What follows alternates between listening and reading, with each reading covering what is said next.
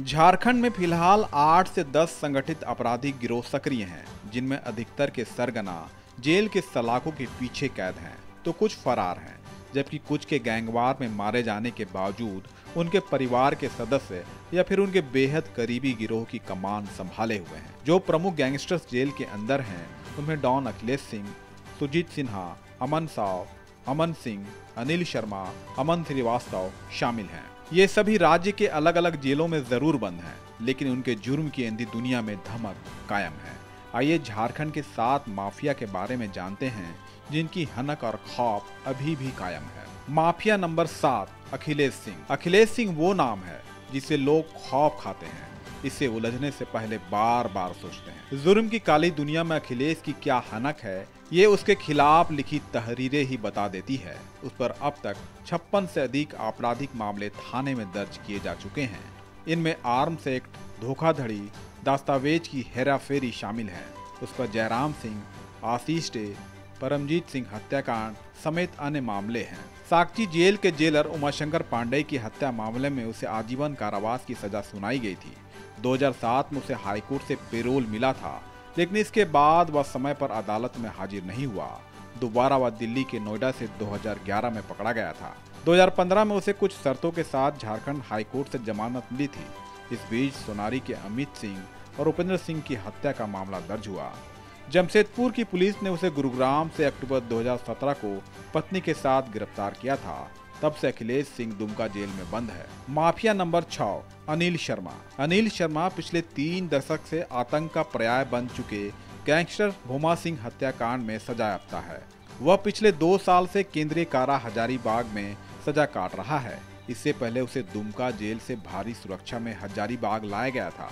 उसे high security में रखा जाता है। गैंगस्टर पर जेल में रहते आपराधिक घटनाओं को अपने गुर्गों द्वारा अंजाम दिए जाने का आरोप लगते रहे हैं। इसके बाद उसे दुमका केंद्रीय कारा से 2021 में लोकनायक जयप्रकाश नारायण केंद्रीय कारा हजारीबाग में ट्रांसफर किया गया था। अनिल शर्मा 23 साल से जेल की सजा काट रहा है। उसके खिलाफ कई थानों में मामले दर्ज हैं।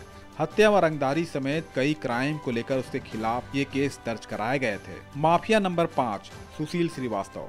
सुशील श्रीवास्तव झारखंड में कोयला माफिया के तौर पर कई सालों तक जुर्म की दुनिया का बेताज बादशाह बना रहा।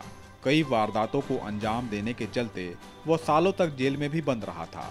लोग उसे बाबा नाम से बुलाते थे। माना जाता है कि सुशील के बिहार और झारखंड के नेताओं से भी बड़े करीबी रिश्ते थे। सुशील अपने शुरुआती दौर में भोला पांडेय का करीबी था। थोड़े ही दिनों में उसने भोला पांडेय का साथ छोड़ दिया तो पांडेय से अदावत छिड़ गई। सुशील ने साल 2010 में भोला पांडेय की हत्या कर दी। भोला पांडेय की हत्या के बाद सुशील जेल से बाहर ही नहीं आया। जेल को ही अपना सुरक्षित ठिकाना मानने लगा। कुछ मामलों में पेशी के चलते 2 जून 2016 को सुशील श्रीवास्तव को जेल से हजारीबाग व्यवहार न्यायालय लाया गया, लेकिन कोर्ट परिसर में ही उसके ऊपर AK-47 से ताबड़तोड़ फायरिंग कर मौत के घाट उतार दिया गया। इस फायरिंग में सुशील के अलावा 3 और लोगों की भी मौत हो गई थी। माफिया नंबर 4, किशोर पांडेय। किशोर पांडेय पतरातू बस्ती निवासी अपराधी भोला पांडेय का भतीजा था। किशोर के पिता कामेश्वर पांडेय रेलकर्मी हैं और छोटे पुत्र बबलू पांडेय के साथ पतरातू में रहते हैं। वह अपने चाचा से प्रभावित होकर बेहद कम ही उम्र में अपराध की दुनिया में अपना कदम रख दिया था। जैसे जैसे समय बीतता गया, वो जुर्म की दुनिया में एक अलग पहचान बनानी शुरू कर दी। उसके लिए साल 2007 बेहद सुर्खियों वाला रहा, जब किशोर पांडेय ने रामगढ़ जिला के सयाल निवासी मोहम्मद सकरुल्ला और खलारी में 2 व्यवसायियों की हत्या कर दी थी। इसके बाद से ही उसने अपने नाम की दहशत कर ली थी। साल 2009 में उसने बड़ी वारदात को अंजाम दिया। रांची के फाइनेंसर राजू धनुका की हत्या कर डाली। माफिया नंबर 3, अमन साहू। अमन साहू गैंग पिछले 10 सालों से झारखंड के कोयला कारोबारियों के नाक में दम कर रखा है। डॉन अमन ने 17 साल के कम उम्र में अपराध की दुनिया में कदम रखा। किसी को नहीं मालूम था कि एक छोटे से गांव का पढ़ने वाला लड़का एक दिन झारखंड का बड़ा गैंगस्टर बन जाएगा। आज अमन साहू अपराध की दुनिया का एक बड़ा नाम बन गया है। अमन साहू गैंग झारखंड के पलामू, चतरा, लातेहार, रांची, रामगढ़, बोकारो, गिरिडीह, धनबाद सहित कई जिलों के कारोबारी और ठेकेदारों से डरा धमकाकर पैसा वसूलता है। अमन साहू का गैंग कोयला कारोबारी समेत अन्य कारोबार से जुड़े लोगों से रंगदारी की मांग फोन पर करता है और फिर पैसा नहीं देने पर खुलेआम गोली मार दी जाती है। माफिया नंबर 2, अमन श्रीवास्तव।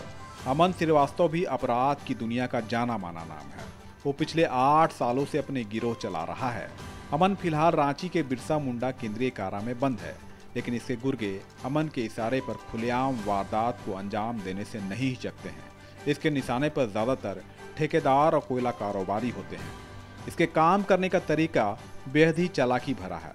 पहले इसके गुर्गे शहर में घूमकर पूरी जानकारी इकट्ठा करते हैं, इसके बाद इसे अपने आका को देते हैं। अमन जेल से ही इसकी लिस्ट तैयार करता है कि किसे रंगदारी मांगनी है। इसके बाद उसके आदेश मिलने के बाद इसके गुर्गे पैसे के लिए धमकी देते हैं।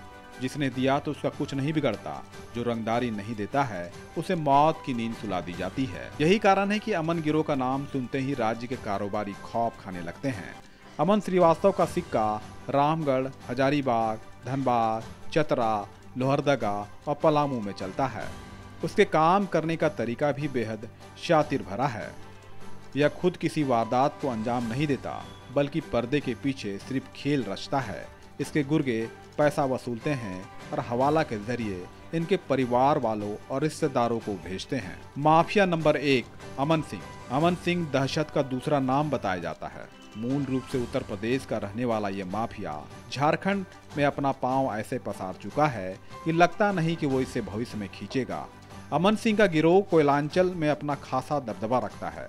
धनबाद के डिप्टी मेयर नीरज सिंह की हत्या के बाद शूटर अमन सिंह की दबिश कोयलांचल में दिखने लगी थी। बेशक मेयर हत्याकांड के बाद सलाखों के पीछे अमन सिंह की रातें गुजर रही है, लेकिन इसके बाद से ही उसका नाम से ही लोग खौफ खाने लगे हैं। अभी भी अमन पर तमाम तरह की तोहमतें लग रही है कि जेल के अंदर से ही अपने गुर्गों के जरिए आपराधिक वारदातों को अंजाम दिलवा रहा है। पुलिस जब उसके गुर्गों को पकड़ती है तो फिर नाम अमन सिंह का ही उभर कर सामने आता है। अमन जेल के भीतर से ही अपना साम्राज्य कायम किए हुए है। सूत्रों की माने तो अमन सिंह का गिरोह हर महीने करीब 30 लाख रुपए रंगदारी वसूलने का काम करता है।